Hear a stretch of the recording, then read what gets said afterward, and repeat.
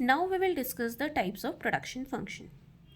Production function को basically हम दो पार्ट में डिवाइड कर सकते हैं, दो फेजेस के according, that is short run production function and long run production function.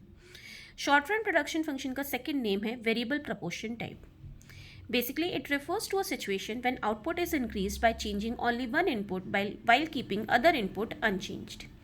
जब हम अपने आउटपुट को इंक्रीज करते हैं किसी एक इनपुट को चेंज करके, बाकी सारे इनपुट्स को हम कांस्टेंट कर देते हैं, तो बेसिकली हम किस में डील कर रहे हैं, या ऐसी जो सिचुएशन है वो किससे रिप्रेजेंट की जाएगी, शॉर्ट रन प्रोडक्शन फंक्शन से।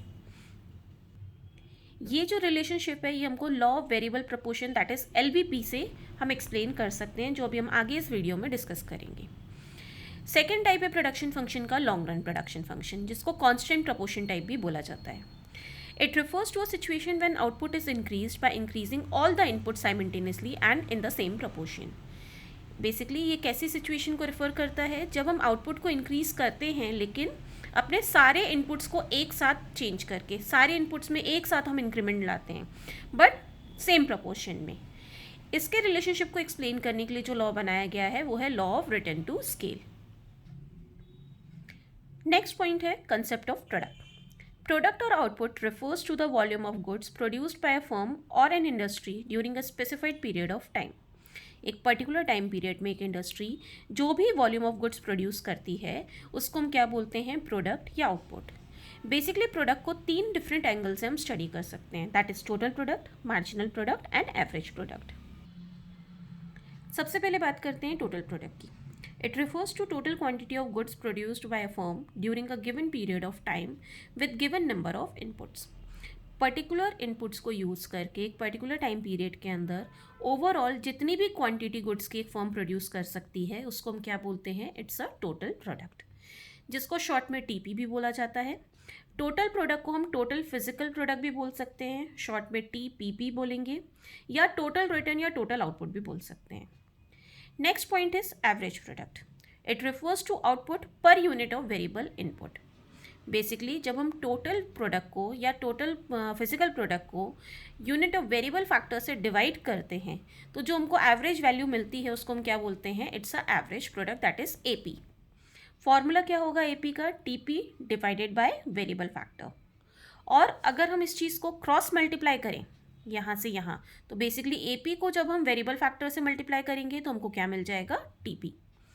एवरेज प्रोडक्ट को हम शॉर्ट में सेकंड नेम जो है उसका वो है एवरेज फिजिकल प्रोडक्ट, जिसको शॉर्ट में APP भी बोला जाता है या एवरेज रिटर्न भी बोल सकते हैं।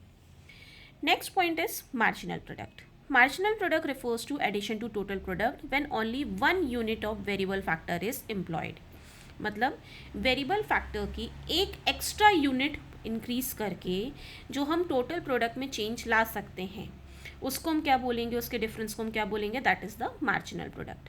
मार्जिनल वन के चेंज को रिप्रेजेंट करता है, सेम कंसेप्ट यहाँ पे भी यूज हो रहा है।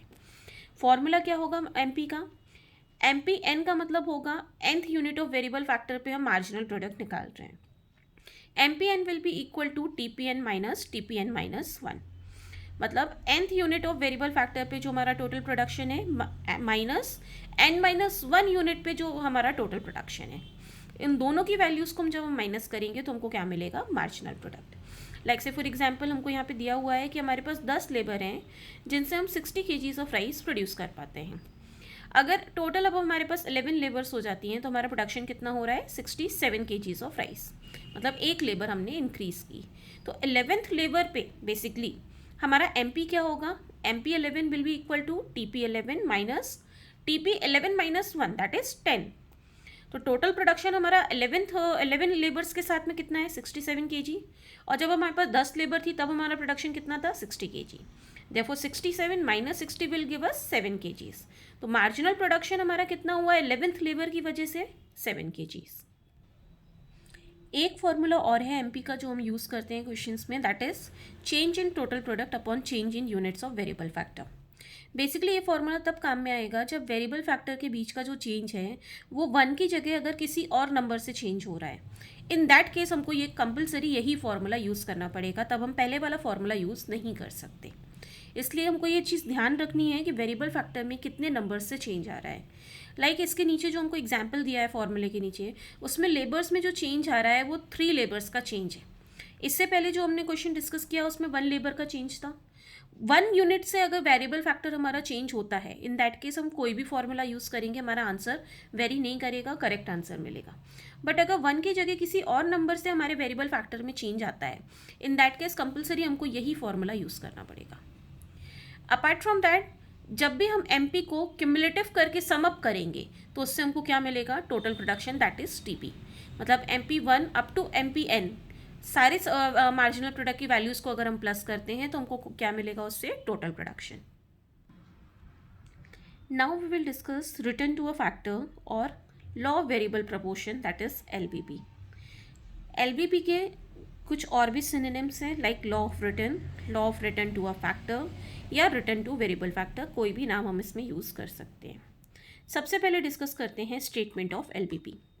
It states that as we increase quantity of only one input, keeping other input fixed, TP initially increases at an increasing rate, then at a decreasing rate, and finally at a negative rate.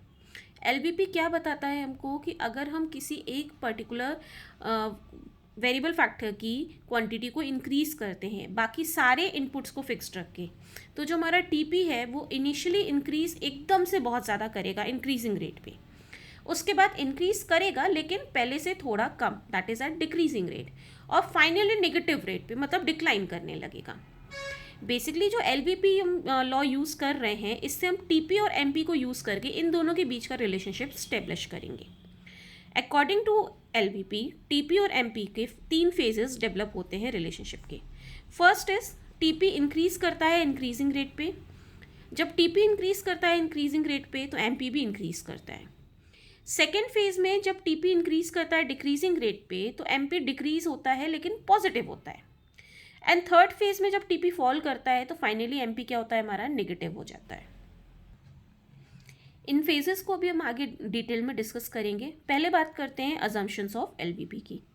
सबसे पहला point है हमारा कि ये short run में operate करता है, मतलब यहाँ हम फैक्टर्स को 2 पार्ट में क्लासीफाई करेंगे, वेरिएबल फैक्टर और fix factor. Second point is the law applied to all the fix factor including land, मतलब एग्जाम्पल में हम फिक्स फैक्टर में किसी भी फिक्स्ड असेट को इंक्लूड कर सकते हैं, लैंड भी हमारा एज अ फिक्स फैक्टर इसमें अप्लाई हो सकता है। Third point is under LVP different unit of variable factor can be combined with fix factor. LVP को यूज़ करते टाइम हम वेरिएबल फैक्टर का कोई भी कॉम्बिनेशन फिक्स फैक्टर के साथ में यूज़ कर सकते हैं। ये लॉ सिर्फ प्रोडक्शन की फील्ड में ही अप्लाई होता है, किसी और फील्ड में अप्लाई नहीं होगा। Next point is the effect of change in output due to change in variable factor can be easily determined. Variable factor की वजह से हमारे आउटपुट में क्या चेंज आएगा ये हम LVP से ईजिली डिटरमाइन कर सकते हैं, ईजिली स्टडी कर सकते हैं। And the last point is it is assume that factor of production become imperfect substitute of each other beyond a certain limit. एक लिमिट के बाद जो हमारे फैक्टर ऑफ प्रोडक्शन है वो एक दूसरे के इम्परफेक्ट सब्सटीट्यूट बन जाते हैं, ये हम यहाँ पे अज्यूम करके चल रहे हैं। मतलब एक लिमिट के बाद आप एक फैक्टर की जगह दूसरे फैक्टर को सब्सटीट्यूट नहीं कर पाओगे अगर आप LVP अप्लाई कर रहे हो। Point number 7, the state of technology is assume to be constant during the operation of this law. मतलब जब आप LVP अप्लाई करोगे तो टेक्नोलॉजी को कॉन्स्टेंट मान के चलोगे, टेक्नोलॉजी चेंज नहीं होगी। And it is assume that all variable factors are equally efficient. हमारे जितने भी वेरिएबल फैक्टर हैं वो सभी इक्वल एफिशिएंसी के होंगे, सबका एफिशिएंसी लेवल क्या होगा, सेम। नाउ LVP के फेजेस को समझने के लिए पहले ये टेबल डिस्कस करते हैं। फिक्स फैक्टर हमने सपोज ले लिए लैंड, 1 एकड़ हमारे पास लैंड है। वेरिएबल फैक्टर है हमारे पास लेबर को हम चेंज करेंगे और उसके अकॉर्डिंग हम अपने प्रोडक्शन में चेंज देखेंगे। से फॉर एग्जाम्पल जब हमारे ओवरऑल लैंड पे एक अकेली लेबर काम कर रही है, अकेला लेबर है तो देयरफॉर कोई उसको हेल्पिंग हैंड नहीं मिलेगा, सब कुछ उसको अकेले ही देखना है। उसका ओवरऑल प्रोडक्शन कितना है, 10 यूनिट्स का। जैसे ही आपने एक लेबर और इंक्रीज़ की, अब उसके पास एक हेल्पिंग हैंड हो गया, 1 से 2 लेबर हो गए, तो अचानक से उसका प्रोडक्शन क्या होगा, एकदम से इंक्रीज़ हो जाएगा। क्यों? क्योंकि उसको अब कोई हेल्प करने के लिए हो गया है। प्रोडक्शन कितना हो गया हमारा, 30। बेसिकली हमारा प्रोडक्शन कितने से इंक्रीज हुआ, 20 से, तो ये 20 क्या हो गया हमारा मार्जिनल प्रोडक्शन। 2 से 3 जब हमने एक लेबर और बढ़ाई, अब क्या होगा, लेबर अभी भी बढ़ी है हमारी, नो डाउट प्रोडक्शन पहले से ज़्यादा होगा, लेकिन पहले जो एकदम से हमको 20 यूनिट्स का गेन मिला था, अब गेन मिलेगा लेकिन पहले से थोड़ा कम। से फॉर एग्जाम्पल अब हमारा प्रोडक्शन हुआ 45, मतलब जो ओवरऑल गेन आया वो कितने का आया, 15 यूनिट्स का। सिमिलरली हमने फोर्थ लेबर और अप्लाई की, अब हमारा प्रोडक्शन अभी भी बढ़ा लेकिन और पहले से थोड़ा कम। 45 से कितना हुआ, 52। बेसिकली कितने का चेंज आया हमारे ओवरऑल टीपी में, 7 यूनिट्स का। इसके बाद हमने एक लेबर और बढ़ा दी। अब क्या हुआ कि यहाँ पे इस लाइन पे बेसिकली 4 लेबर से ज़्यादा लेबर्स की ज़रूरत नहीं थी, इससे ज़्यादा लेबर यहाँ पे काम नहीं कर सकती। स्टिल हमने लेबर बढ़ा दी, तो अब क्या हुआ कि उस लेबर का वहाँ पे कोई यूज़ तो था नहीं खास, दैट्स वाई हमारा प्रोडक्शन चेंज नहीं हुआ और हमारा प्रोडक्शन अभी भी कितना रहा, 52। देयरफॉर चेंज कुछ भी नहीं हुआ हमारा प्रोडक्शन, तो हमारा एमपी क्या हो गया, 0। स्टिल हमने एक लेबर और बढ़ा दी, 6 लेबर्स कर दी, तो देयरफॉर अब क्या होगा कि अब लैंड पे कहीं ना कहीं कंफ्यूजन और क्योस क्रिएट होगा। ज़रूरत से ज़्यादा लेबर्स हैं, उतनी उनकी ज़रूरत नहीं है, कहीं ना कहीं उसकी वजह से काम में क्या होगी, प्रॉब्लम क्रिएट होगी। देयरफॉर हमारा प्रोडक्शन क्या हो गया, पहले से और ज़्यादा कम। प्रोडक्शन अब कितना हो रहा है हमारा, 48 यूनिट्स का, मतलब बेसिकली हमारा टीपी डिक्लाइन कर गया कितनी यूनिट से, -4 यूनिट्स। तो मार्जिनल प्रोडक्ट हमारा कितना हो गया, -4। बेसिकली ये जो डिक्लाइन हमने शो किया है, ये जो कांस्टेंट हो रहा है हमारा टीपी ऑफ डिक्लाइन हो रहा है, इसका रीज़न क्या है, ये हमारा अजम्पशन जो अभी हमने यहाँ पे डिस्कस किया कि एक सर्टेन लिमिट के बाद फैक्टर्स एक दूसरे के क्या बन जाएंगे, इम्परफेक्ट सब्स्टिट्यूट। मतलब आप लैंड को कांस्टेंट रख के सिर्फ लेबर इंक्रीज करके सोचो कि आपको प्रोडक्शन मिल जाए, तो ऐसा नहीं होगा। एक लिमिट के बाद अब आपको पहले लैंड इंक्रीज करनी पड़ेगी, लैंड की जगह आप सिर्फ लेबर ही लेबर इंक्रीज करके काम नहीं चला सकते। बेसिकली अभी एक दूसरे के क्या बन जाएंगे, इम्परफेक्ट सब्स्टिट्यूट। मतलब लेबर को आप लैंड की जगह सब्स्टिट्यूट नहीं कर सकते, आप पहले लैंड को इंक्रीज करो, उसके बाद अगर आप लेबर बढ़ाते हो तो आपको उस लेबर का कोई बेनिफिट मिलेगा। अदरवाइज आपका टोटल प्रोडक्ट क्या करने लगेगा, डिक्लाइन, क्योंकि उतने लेबर्स की वहाँ पे ज़रूरत नहीं होगी, उसकी वजह से प्रॉब्लम क्रिएट होगी और आपका प्रोडक्शन उतना नहीं हो पाएगा। बेसिकली जब हमारा एमपी इंक्रीज हो रहा है, टीपी तो इंक्रीज हो ही रहा है हमारा, लेकिन एमपी भी इंक्रीज हो रहा है, तो इस फेज को हम क्या बोलेंगे, first phase, that is increasing return to a factor. Similarly जब हमारा एमपी डिक्लाइन करेगा लेकिन पॉजिटिव रहेगा, टीपी तो अभी भी इंक्रीज हो रहा है, तो ये हमारा कौन सा फेज होगा, सेकेंड फेज, जिसको हम बोलेंगे diminishing return to a factor. Similarly जैसे ही हमारा एमपी निगेटिव हो जाएगा, मतलब टीपी डिक्लाइन करेगा, तो ये हमारा थर्ड फेज रिप्रेजेंट करेगा, that is negative return to a factor. Same चीज़ को अब हम फिगर से डिस्कस करते हैं। ये एलबीपी का फिगर है हमारा, जिसमें ऊपर हमने टीपी को रिप्रेजेंट किया और नीचे हम एमपी को रिप्रेजेंट कर रहे हैं। सबसे पहले टीपी की वैल्यूज़ की बात करें अगर, तो 0 अगर वेरिएबल फैक्टर है तो इन दैट केस प्रोडक्शन कुछ नहीं होगा। दैट्स वाई टीपी कहाँ से स्टार्ट होगा, 0 से। आपको टीपी को स्टार्ट कहाँ से करना है, 0 से। इनिशियली टीपी क्या होता है, एकदम से इंक्रीज होता है, इसलिए हमने ये फर्स्ट और सेकेंड पॉइंट के बीच का जो गैप रखा है वो ज़्यादा रखा है। इसके बाद क्या है, टीपी इंक्रीज हो रहा है लेकिन हर बार पहले से कम, तो हर बार जब हम अगला पॉइंट लेंगे तो उसका डिस्टेंस पहले से कम होना चाहिए रिप्रेजेंटेशन के लिए। मतलब जितना डिस्टेंस इन दोनों के बीच है, ये पॉइंट और ये पॉइंट के बीच में डिस्टेंस उससे कम होगा। सिमिलरली इन दोनों के बीच का डिस्टेंस जो है वो इस डिस्टेंस से कम होगा, ये दो पॉइंट के बीच का जो डिस्टेंस है वो इस डिस्टेंस से कम होगा। ये पॉइंट पे बेसिकली हमारा एमपी क्या हो रहा है, 0, तो इसके बाद टीपी क्या करेगा, हमारा डिक्लाइन, क्योंकि एमपी अब क्या हो जाएगा हमारा, नेगेटिव। जब एमपी नेगेटिव है तो टीपी क्या करेगा, डिक्लाइन। जब एमपी डिक्लाइन कर रहा है लेकिन पॉजिटिव है तो टीपी क्या होगा, इंक्रीज करेगा लेकिन थोड़ा थोड़ा डिक्रीजिंग रेट पे। और जब एमपी इंक्रीज होगा तो टीपी भी क्या होगा, इंक्रीज होगा लेकिन इंक्रीजिंग रेट पे, बहुत ज़्यादा रेट पे। इस फिगर में कुछ इंपॉर्टेंट पॉइंट्स हैं जो हमको मेंशन करने चाहिए थ्योरी एक्सप्लेन करते वक्त। सबसे पहले पॉइंट ऑफ इन्फ्लेक्शन की बात करते हैं, दैट इज़ पॉइंट क्यू। ये वो पॉइंट होता है जो हमको ये बताता है कि टीपी अपने सेकेंड फेज में मूव कर रहा है। इस पॉइंट पे एमपी क्या होता है, मैक्सिमम। नेक्स्ट है इंपॉर्टेंट पॉइंट ये एम, जहाँ पे टीपी मैक्सिमम होता है। इस पॉइंट पे एमपी क्या होता है, 0। ये रिप्रेजेंट करता है कि अब टीपी डिक्लाइन करने वाला है और एमपी नेगेटिव होने वाला है। टीपी इंक्रीज होगा, टीपी डिक्लाइन होगा, लेकिन टीपी 0 या नेगेटिव नहीं होगा। लेकिन एमपी की बात करें तो एमपी डिक्लाइन भी होगा, ज़ीरो भी होगा और नेगेटिव भी हो सकता है। अब बात करते हैं रीजंस फॉर एलबीपी, मतलब जो एलबीपी के हमने 3 फेजेस अभी डिस्कस किए वो ऐसे ऑपरेट क्यों करते हैं, उसके पीछे की रीजंस क्या हैं। सबसे पहला फेज होता है हमारा increasing return to a factor. Increasing return हमको क्यों मिलता है, बिकॉज सबसे पहला बेटर यूटिलाइजेशन होने लगता है फिक्स फैक्टर का। जब एक बड़े से लैंड पे एक अकेली लेबर काम कर रही है तो नो डाउट वो अकेले पूरे लैंड को कवर अप नहीं कर पाएगा। दैट्स वाई जब आप इनिशियली उसके साथ में एक एक्स्ट्रा लेबर और लेकर आते हो तो उसका हेल्पिंग हैंड और इंक्रीज़ हो जाता है, उसकी कैपेसिटी खुद की भी इंक्रीज़ हो जाती है, वो फिक्स फैक्टर को और बेटर तरीके से यूटिलाइज कर पाता है, इसलिए एकदम से हमको ज़्यादा रिटर्न मिलता है। Second point is increase efficiency of variable factor. किसी और वेरिएबल फैक्टर के आ जाने से जो हमारा पुराना वेरिएबल फैक्टर है, दैट इज़ हमारी जो ओल्ड लेबर है, उसकी खुद की भी एफिशिएंसी इंप्रूव होती है, उसको हेल्प मिलने लगता है। तो बेसिकली वो क्या कर पाता है कि वो ज़्यादा इंपॉर्टेंट काम पे कॉन्सेंट्रेट कर पाएगा रेदर देन कि सारी एक्टिविटीज़ उसके ऊपर ही हों, ओवरबर्डन हो जाए और वो अपनी पूरी परफॉर्मेंस ना दे पाए। बेटर ये होगा कि डेफिनेटली उसको हेल्प मिले, उसके साथ में कोई मिलके काम करे तो वो अपना खुद का भी 100% रिजल्ट दे पाए। And the third point is indivisibility of fix factor. अगर एक अकेला लेबर पूरे लैंड को कवर नहीं कर पा रहा, इन दैट केस हम फिक्स फैक्टर को, लाइक हमारे एग्जाम्पल में जो हम लैंड लेके चल रहे हैं, क्या हम उस लैंड को काट के या डिवाइड करके कहीं और शिफ्ट कर सकते हैं क्या? Practically it is not possible. Fix factor को डिवाइड नहीं किया जा सकता।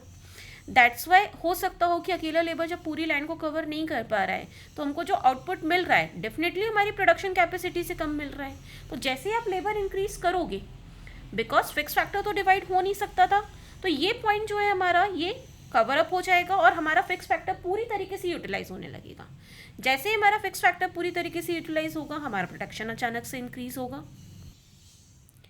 Now reasons for the second phase, that is diminishing return to a factor. मतलब हमारा जो टीपी है वो इंक्रीज करता है लेकिन डिक्रीजिंग रेट पे, ऐसा क्यों होता है?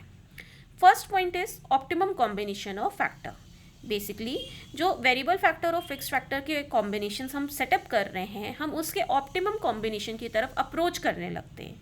मतलब मैक्सिमम कॉम्बिनेशन की, हाँ टीपी के साथ ओवरऑल जो हमारा टोटल प्रोडक्शन है उसमें कितने वेरिएबल फैक्टर और फिक्स फैक्टर के बेस्ट कॉम्बिनेशन पॉसिबल हैं, कितने वेरिएबल फैक्टर आप यूज़ कर सकते हो एक पर्टिकुलर फिक्स फैक्टर के साथ में, आप उसके मैक्सिमम पॉइंट को अप्रोच करने लगते हो। दैट्स वाई हमारा जो प्रोडक्शन है वो पहले से धीरे धीरे कम होने लगता है। लाइक यहाँ पे हम अपने लैंड की बात कर रहे थे, इस हमारे पर्टिकुलर लैंड पे मैक्सिमम 4 लेबर काम कर सकती थी। दैट्स वाई जैसे हमने 2 से 3 लेबर की, कैपेसिटी वहाँ पे मैक्सिमम 4 लेबर की है। दैट्स वाई ओवरऑल जो हमारा प्रोडक्शन इंक्रीज हुआ वो कैसा हुआ, इंक्रीज तो हुआ लेकिन पहले से कम, क्योंकि अब उतना ज़्यादा वहाँ पे और लेबर्स की रिक्वायरमेंट नहीं है, हम ऑप्टिमम कॉम्बिनेशन की तरफ मूव कर रहे हैं। एक लैंड के साथ मैक्सिमम हमारी कितनी लेबर्स कंबाइन हो सकती हैं? Only 4 labour. Next point is imperfect substitute, जो हमारा एलवीपी का अजम्पशन भी है। बेसिकली अब इस पॉइंट के बाद में हमारे फैक्टर्स जो हैं वेरिएबल और फिक्स फैक्टर, वो एक दूसरे के क्या बन जाएंगे? Imperfect substitute. मतलब अब आप लैंड की जगह सिर्फ लेबर्स को इंक्रीज करके अपना प्रोडक्शन इंक्रीज नहीं कर सकते हो। अगर आपको प्रोडक्शन इंक्रीज करना है तो पहले आपको लैंड इंक्रीज करनी पड़ेगी, तभी लेबर को इंक्रीज करने से कोई काम बनेगा, अदरवाइज कोई हमको बेनिफिट नहीं मिलेगा लेबर्स को इंक्रीज करने से। ये एक दूसरे के क्या हो रहे हैं अब? Imperfect substitute. दैट्स वाई जो हमको रिटर्न मिलता है वो कैसा मिलता है? पहले से कम। थर्ड फेज है हमारा negative return to a factor. इसके रीजंस क्या हैं? सबसे पहला है limitation of fix factor. Overall third phase में मूव करते ही बेसिकली जो हमारा फिक्स फैक्टर है उसका खुद का भी एक लिमिटेशन हो जाता है। आप सिर्फ लेबर्स बढ़ाओगे तो क्या लैंड अपने आप से ज़्यादा प्रोडक्शन देने लगेगा क्या?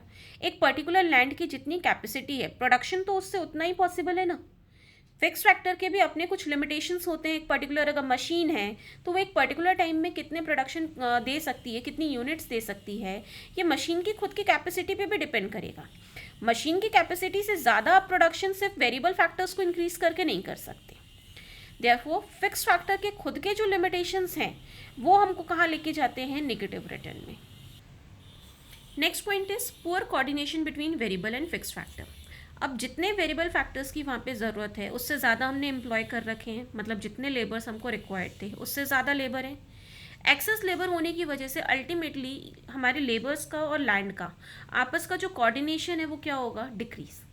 कोऑर्डिनेशन नहीं होगा तो प्रोडक्शन प्रॉपर नहीं होगा, कहीं ना कहीं एक दूसरे के काम के बीच में ये कहीं ना कहीं ऑब्स्ट्रक्शन क्रिएट करेंगे, जिसकी वजह से हमारा टोटल प्रोडक्शन उल्टा क्या होने लगेगा, फॉल।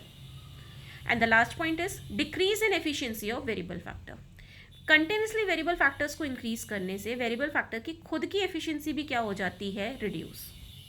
लाइक जैसे यहाँ पे हमने लेबर्स को जब लगातार इंक्रीज किया, तो जब हमने 5 से 6 लेबर की, एक्सेस में लेबर हो गई, ज़रूरत से ज़्यादा जब लेबर हो गई तो कहीं ना कहीं एक दूसरे के काम के बीच में आएंगे ये। अपार्ट फ्रॉम दैट इनकी जो एफिशिएंसी होगी, इनका जो स्पेशलाइजेशन होगा, उसका भी एडवांटेज हमको नहीं मिल पाएगा। एक्सेस लेबर होने की वजह से ओवरऑल हमारे लेबर्स की जो एफिशिएंसी होगी वो भी क्या हो जाएगी, रिड्यूस, जिसकी वजह से हमारा प्रोडक्शन पहले से और ज़्यादा क्या होने लगेगा, कम। दैट इज हम थर्ड फेज में मूव करने लगेंगे और हमारा रिटर्न्स कैसे होने लगेंगे, negative. Next point is law of diminishing return. Law of diminishing return states that when more and more units of a variable factor are employed with a fixed factor, the marginal product of the variable factor must fall. क्या बोल रहे हैं हम, law of diminishing return जो है ये क्या बताता है कि जब आप एक पर्टिकुलर वेरिएबल फैक्टर की ज़्यादा से ज़्यादा यूनिट्स को इंक्रीज करोगे एक पर्टिकुलर फिक्स फैक्टर के साथ में, तो मार्जिनल प्रोडक्ट क्या होगा, कंपल्सरी फॉल। बेसिकली जो चीज़ हमने पीछे डिस्कस की है वही चीज़ हमको लॉ ऑफ डिमिनिशिंग रिटर्न में भी मिल रही है। जब हम टीपी को अपने वेरिएबल फैक्टर को लगातार इंक्रीज करेंगे एक पर्टिकुलर फिक्स फैक्टर को कांस्टेंट रख के, तो हमारा एमपी क्या करेगा, फॉल करेगा। वही चीज़ अभी हमने पीछे भी देखी कि हमारा एमपी क्या हो रहा था, फॉल। हालांकि पीछे हमने एलवीपी में जो रिलेशनशिप एक्सप्लेन किया उसमें हमने एमपी को 0 भी दिखाया है, नेगेटिव भी दिखाया है, बट अल्टीमेटली तो एमपी फॉल ही हो रहा था वहाँ पे भी। वही सेम चीज़ हम यहाँ पे भी डिस्कस कर रहे हैं। टीपी हमारा इनिशियली इंक्रीज करेगा, लेकिन धीरे धीरे उसके बाद क्या होने लगेगा, टीपी हमारा डिक्लाइन होके एमपी को नेगेटिव बनाने लगेगा, और एमपी हमारा क्या हो रहा है, कंटिन्यूसली डिक्लाइन हो रहा है। एमपी क्योंकि डिक्लाइन हो रहा है इसलिए इसका फिगर कैसा बनेगा, ऊपर से नीचे की तरफ। यहाँ एक्स एक्सिस पे हम क्या लेंगे, वेरिएबल फैक्टर, और वाई एक्सिस पे किसकी वैल्यूज को रिप्रेजेंट करेंगे, मार्जिनल प्रोडक्ट की, that is MP. Similarly TP और एमपी के रिलेशनशिप की बात करें तो जो एलवीपी में हमने फिगर बनाया था वही सेम फिगर यहाँ पे कंटिन्यू होगा, बट क्योंकि हम रिलेशनशिप बता रहे हैं दोनों का, इसलिए हमने दोनों को एक साथ मिक्सअप करके बनाया हुआ है। कंसेप्ट जो है हमारा वो सेम वही कंसेप्ट है। रिलेशनशिप कैसा है इन दोनों के बीच में कि जब तक टीपी इंक्रीज करता है एट अ इंक्रीजिंग रेट इस पॉइंट में, तब तक एमपी भी क्या करता है, इंक्रीज। जैसे ही पॉइंट ऑफ इन्फ्लेक्शन के बाद टीपी इंक्रीज करता है लेकिन एट अ डिक्रीजिंग रेट, तो एमपी क्या होता है, डिक्लाइन। जहाँ टीपी मैक्सिमम होता है वहाँ एमपी क्या होता है, 0, और जब टीपी डिक्लाइन करता है तो एमपी क्या हो जाता है, नेगेटिव। सेम कंसेप्ट है, कोई डिफरेंस नहीं है, बस रिप्रेजेंट करने का तरीका अलग हो गया है। अब बात करते हैं एपी और एमपी के रिलेशन की। सबसे पहली चीज़, एपी और एमपी की वैल्यूज़ की बात करें तो first unit of variable factor पे एपी और एमपी की वैल्यू हमेशा क्या होती है, सेम, क्योंकि अभी हमारा वेरिएबल ऑफ फैक्टर क्या है, ओनली 1 यूनिट। सिंगल यूनिट की वजह से एपी और एमपी की वैल्यू में कोई भी चेंज नहीं आता है, दोनों सेम पॉइंट से स्टार्ट होते हैं। अपार्ट फ्रॉम दैट एपी की वैल्यूज़ का नेचर अगर हम देखें तो एपी की वैल्यूज़ इनिशियली हमको क्या दिख रही हैं, इंक्रीज होती हुई, उसके बाद डिक्लाइन हो रही है। दोनों के फिगर की बात करें अगर, तो वैल्यूज़ के अकॉर्डिंग जो हमको इनका फिगर मिल रहा है, सबसे पहली चीज़ दोनों का स्टार्टिंग पॉइंट सेम होगा, इसलिए ये दोनों एक ही पॉइंट से स्टार्ट हो रहे हैं। रिलेशनशिप क्या है इन दोनों के बीच का कि जब तक एमपी की वैल्यू, ये वाला जो फिगर है हमारा ये एमपी का है और ये फिगर हमारा एपी का है, तो जब तक एमपी की वैल्यू एपी से बड़ी है ये पॉइंट तक, ये फेज में, तब तक एपी क्या कर रहा है, इंक्रीज। जहाँ एमपी और एपी इक्वल हैं वहाँ एपी क्या है, मैक्सिमम, और जैसे एमपी एपी से छोटा हो गया तो एपी क्या होने लगा, फॉल। फॉल तो होंगे दोनों, लेकिन एमपी 0 होकर नेगेटिव हो जाएगा, बट एपी 0 या नेगेटिव नहीं होगा। एपी डिक्लाइन करेगा लेकिन 0 या नेगेटिव नहीं होगा, बट एमपी एक पॉइंट के बाद 0 भी होगा और नेगेटिव भी होगा। बेसिकली इस कंसेप्ट को याद रखने के लिए एक शॉर्ट ट्रिक मैं आपसे डिस्कस कर रही हूँ। जब भी हम कोई भी मार्जिनल और एवरेज के बीच का रिलेशन देखेंगे, चाहे हम चैप्टर नंबर 5 की बात करें या आगे हम चैप्टर नंबर 6 जो डिस्कस करेंगे, उसमें भी लगभग सेम यही कंसेप्ट अप्लाई होता है। इसको हिंट के तौर पे हम ऐसा याद रख सकते हैं कि एवरेज मार्जिनल को कॉपी कर रहा है, मार्जिनल जैसा जैसा करेगा एवरेज उसको देख के उसको कॉपी करेगा। तो अगर एमपी की वैल्यू एपी से बड़ी है, एमपी बड़ा है, बड़ी वैल्यू है, तो एपी उसको देख के क्या कर रहा है, राइज, बढ़ने की कोशिश कर रहा है। जहां ये दोनों एक दूसरे की इक्वल हो जाएंगे तो वहां एपी क्या हो जाएगा, मैक्सिमम, क्योंकि वैल्यू इंक्रीज कर रही है। तो जब हम इंक्रीज करते हैं, बढ़ते हैं, तो हम कहीं ना कहीं मैक्सिमम पॉइंट पे पहुंचते हैं। वहीं अगर हम फॉल कर रहे होते तो हमको मिनिमम पॉइंट मिलता। यहाँ हम राइज कर रहे हैं तो डेफिनेटली हमको क्या मिलेगा, मैक्सिमम पॉइंट। इसलिए जहां ये दोनों इक्वल होंगे वहां एपी का क्या मिलेगा हमको, मैक्सिमम। और जैसे एमपी एपी से छोटा हो जाएगा तो एपी क्या कर रहा है, एमपी को कॉपी, एमपी छोटा हो गया है तो इसलिए एपी क्या करने लगेगा, फॉल। ये सिर्फ याद रखने के लिए एक तरीका बताया है मैंने, हिंट बताई है। कंसेप्चुअली ऐसा हम लिख नहीं सकते कि एपी एमपी को कॉपी कर रहा है। ये सिर्फ याद रखने का तरीका है जिससे आप एग्जाम में इस चीज़ को ईजिली रिकॉल कर सकें।